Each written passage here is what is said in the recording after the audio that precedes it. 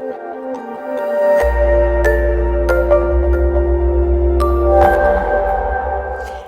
and welcome to Janette's TV. I'm your host, Janette Burke, and today I'm interviewing an internet sensation by the name of Mccrudden, who has a show all about people who got famous, actually before they got famous.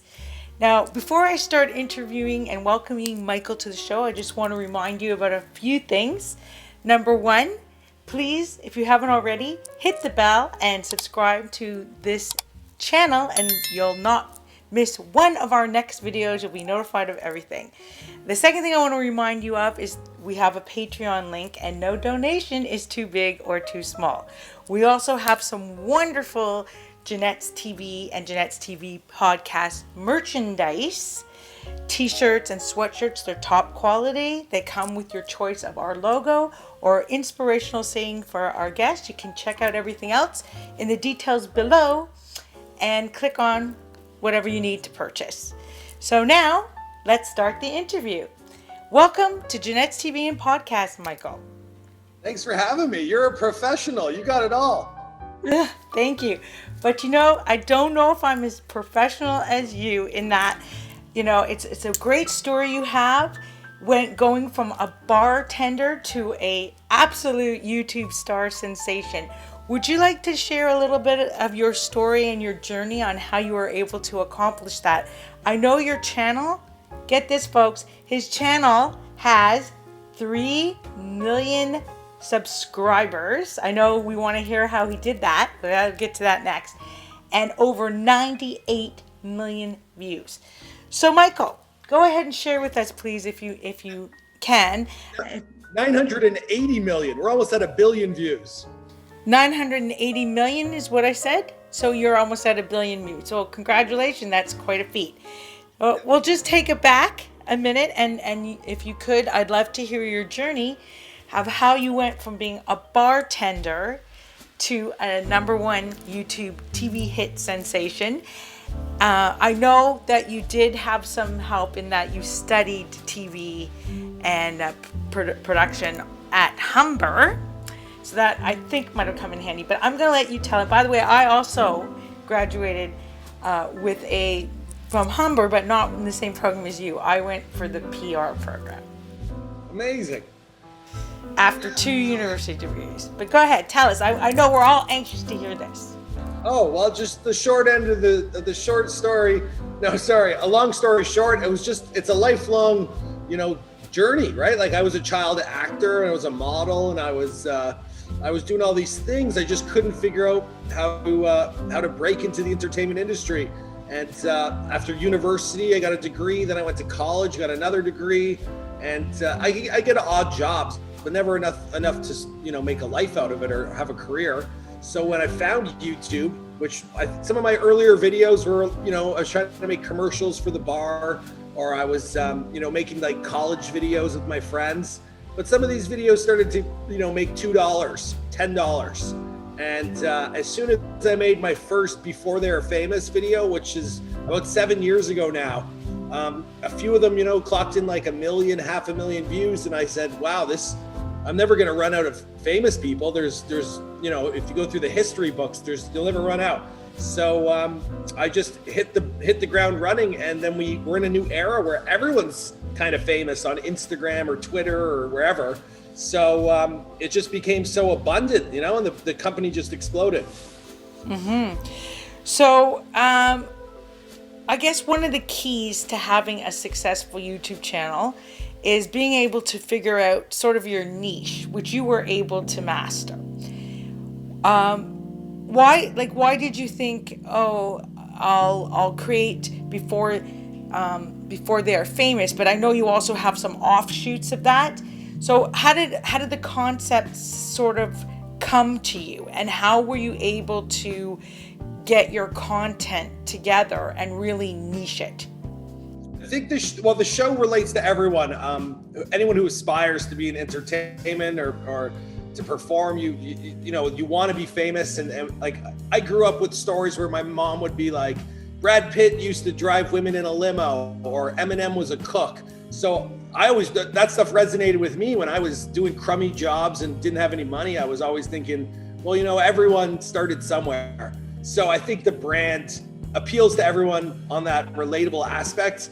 And me personally, I was always like obsessed with Jim Carrey, and he had a really rough childhood and a rough go at it in like stand up, and he was broke for a long time. So I ended up like, when I had a hard time, I would look to him for inspiration. And I feel like everyone has some kind of celebrity that they kind of put on a pedestal, or it could be someone in the technology industry, or there's just people out there that change the way things are done, and everyone kind of becomes obsessed with their story. So I just think that we all look up to someone else that kind of broke through the mold and made something of themselves.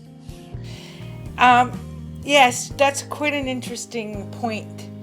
And I know we look a lot to celebrities in all fields for that, but some of us have that inspiration in our own family. When you think about how many people come to Canada as basically starving immigrants and truly, become a success story, they're, that same kind of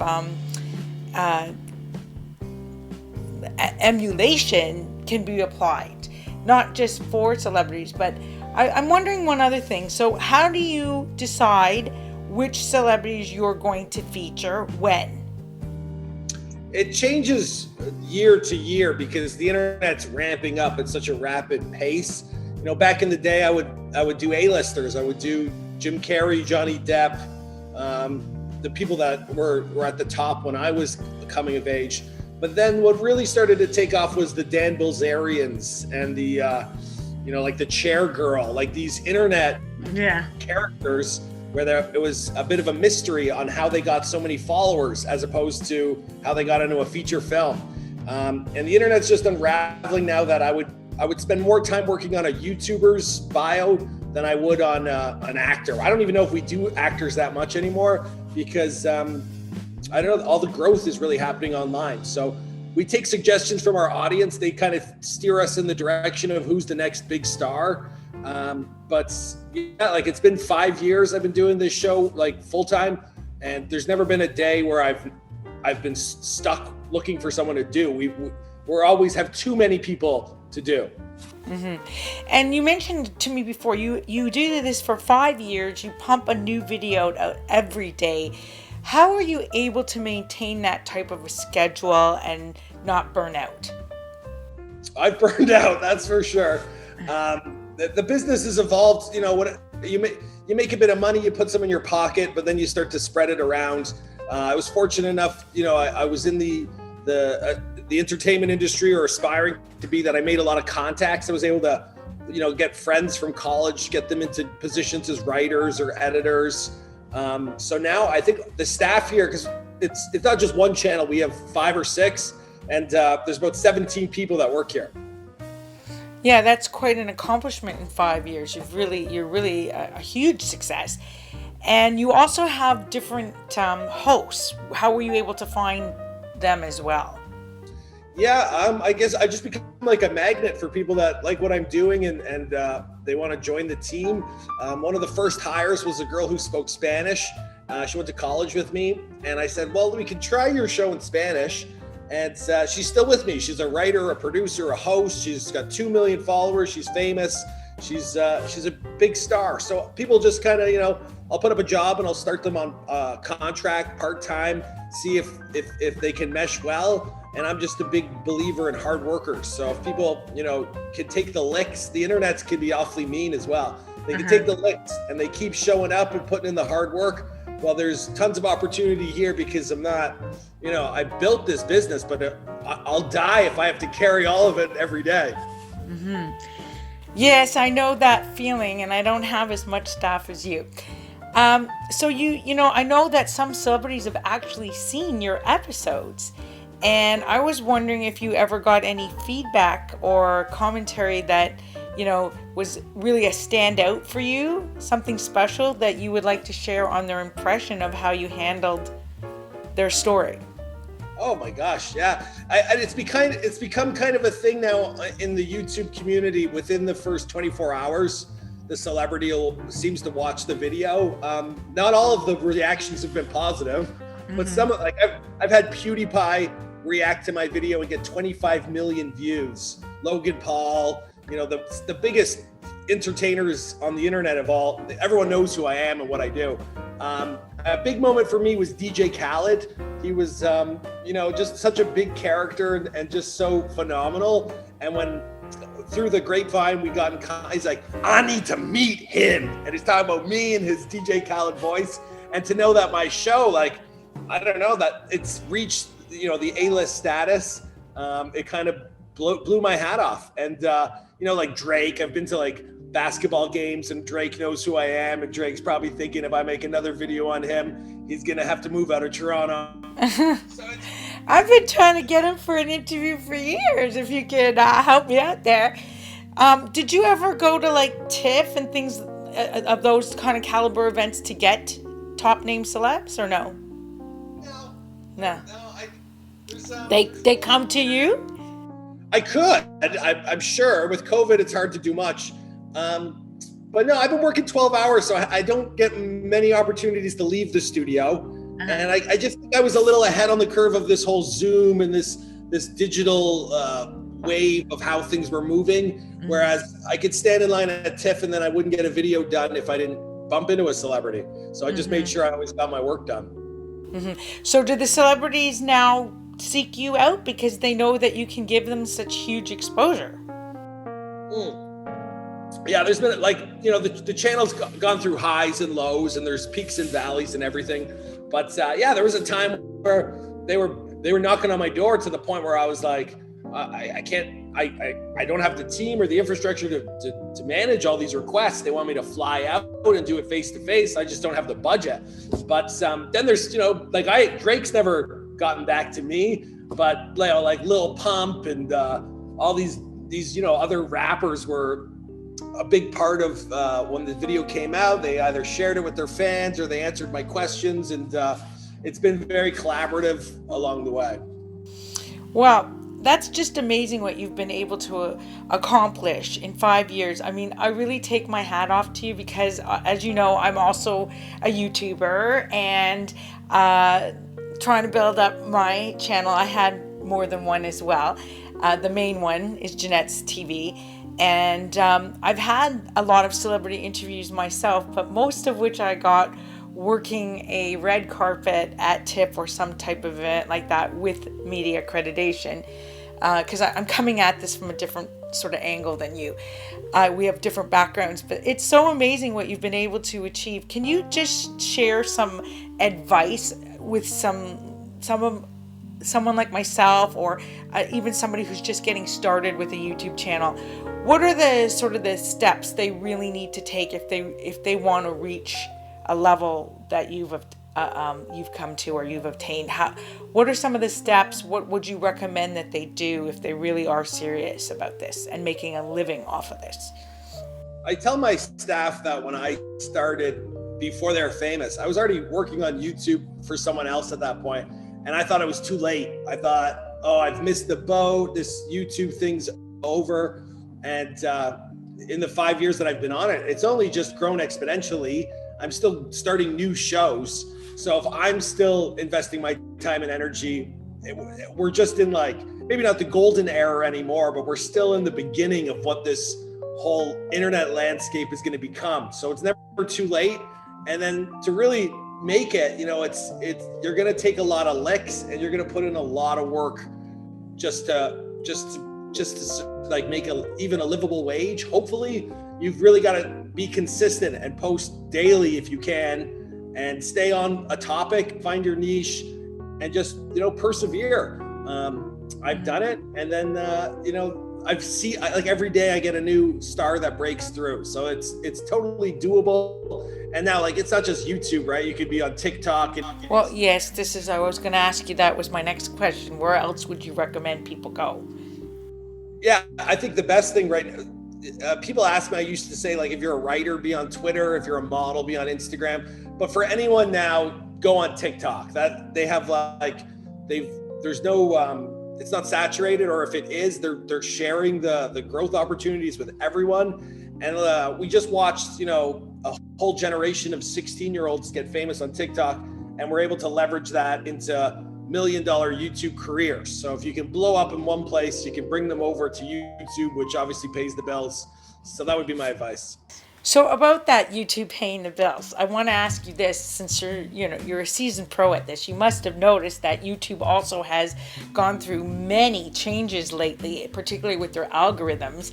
And I know from several people that I've spoken to who have YouTube channels that they have, lost a significant portion of the income they were making due to these algorithm changes, and even like a demonetization of their channel. What do you say about that? And do you also recommend maybe getting on other platforms like Vimeo, or there's a million other platforms out there that are trying to be like YouTube? I would, yeah. So I've dealt with all of this. I think the biggest accomplishment of mine is my work ethic, and I treat every day like this is going to end, and that you got to have that hustle to make it in this business. So that's kind of always been my mindset, that like this might not last, so let's make the most of it. But YouTube, when I got on YouTube, it was so sketchy, and there were so many like problematic videos. Even stuff I was making was edgy, that I was like, there's no way this is gonna last. It's gonna be like Napster. But to my disbelief, they've rejigged it all. They've figured out ways to censor what's appropriate for monetization, what's not. They've done a fantastic job cleaning the site up. And of course, it's probably cut me off of money in the millions on the effects it's had on my business. But I guess it's for the greater good. And, they had to get people in line to be on a broadcaster, operating with broadcasting standards. Now, I think I was educated enough that I never crossed the line too far, but a lot of people did. But if you just use common sense, you're not swearing, you're not talking about, X-rated content or children, the normal way of thinking. If you have the wrong ideology on race or religion, all that crazy stuff, well, it's probably not the place for you anyway. No, but now this dark web is really becoming popular with, let's say, more left-wing or right-wing type of content. Do you see that gaining speed as a platform that might even challenge YouTube at some point?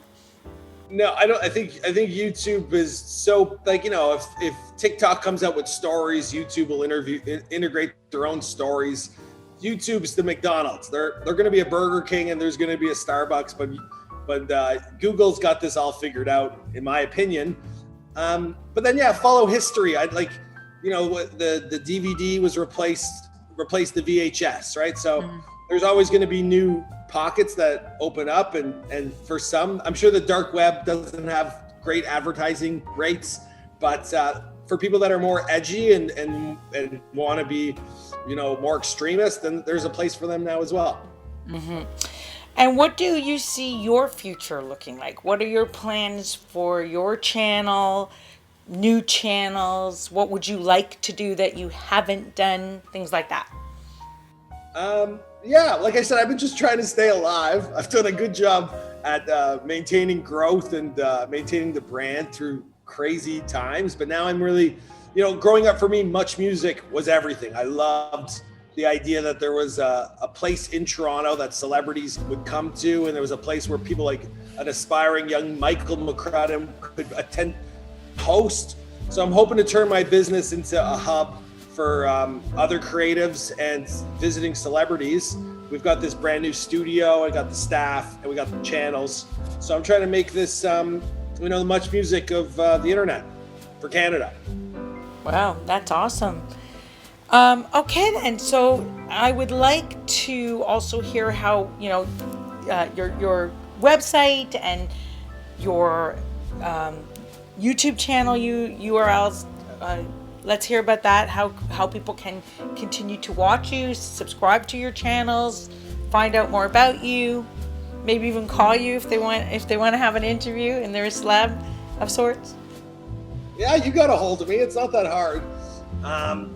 Yeah, so it started with Before They Were Famous, the main channel, and then the Spanish channel came next. That's at 2 million subscribers, and then I had a few other shows that I tried back in the day. I tried to do a science show. I tried to do a dating show. Anyway, I've turned these into one's an interview show, one's a news show, and now we just started a fashion show, all under the Famous kind of banner. And yeah, I think we produce in-house about 25 to 30 videos a week. And then you move all those videos onto Instagram, you move all those videos onto your Facebook, you move all those videos onto your website. I just built the beforetheyarefamous.com website. So 5 years of scripts are now being uploaded as actual biographies and text and photos.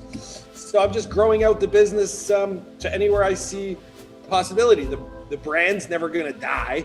I got my own little McDonald's here. I feel like I built the biggest biography business on the internet. Well, maybe one day you'll even start teaching how to do this, to how we can be a replica or maybe franchise or whatever, since you are the McDonald's. Yeah, well, maybe, right? I'm bringing in younger hosts so I can free myself up. So, it's exciting. Like I said, I kind of lived like every day was my last, and it's wild because I feel like I might just be getting started. Brad Pitt's retiring and Logan Paul's taking over, and hey, well, if Ryan Seacrest isn't that relevant, maybe I could be the next Ryan Seacrest.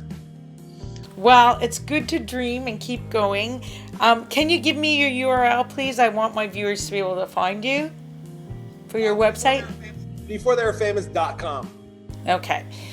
And again, it's been like really amazing interviewing. You're a very, very unique guy who's been able to really hone those skills and develop things that maybe other people haven't figured out yet, but probably would like to. And I want to give you a chance to just sort of tell us anything about you that you wanted to say that I didn't sort of get to in the interview. Is there anything you wanted to add?